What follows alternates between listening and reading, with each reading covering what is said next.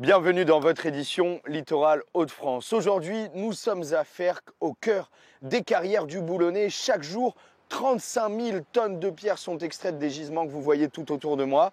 Et il faut bien les acheminer vers les chantiers de la région, mais aussi bien au-delà. Alors l'entreprise s'est dotée d'un tout nouveau terminal ferroviaire capable de livrer ces pierres de façon beaucoup plus rapide, mais surtout beaucoup plus écologique.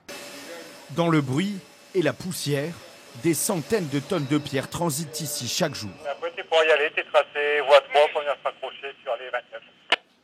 Ok, j'avance sur voie 3, Romain. Depuis ce tout nouveau poste de commandement, Gauthier Bécard doit préparer des wagons. Ce jour-là, une commande de castine, de la pierre calcaire, destinée au haut fourneau d'ArcelorMittal à Dunkerque. J'ai 2 wagons à charger, tout simplement. Je sélectionne mon tonnage, 57 tonnes 2. Je l'affecte à tous mes wagons, donc il s'affecte à l'ensemble des wagons. Je valide. Le robot, je lui donne des ordres et il est autonome, il est totalement autonome.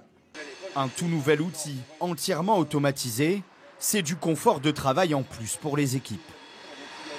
C'est plus facile et puis c'est plus les conditions globales qui sont réunies et qui permettent de travailler dans de bonnes conditions et puis voilà, avec un outil adéquat. Les trains sont aussi chargés plus rapidement. L'installation est en train de distribuer 57 tonnes 700 pour un wagon. Et 6 voies sont désormais ouvertes. La capacité de livraison est doublée. Chaque jour, 40 trains partent, la plupart à destination des chantiers du métro et du RER du Grand Paris.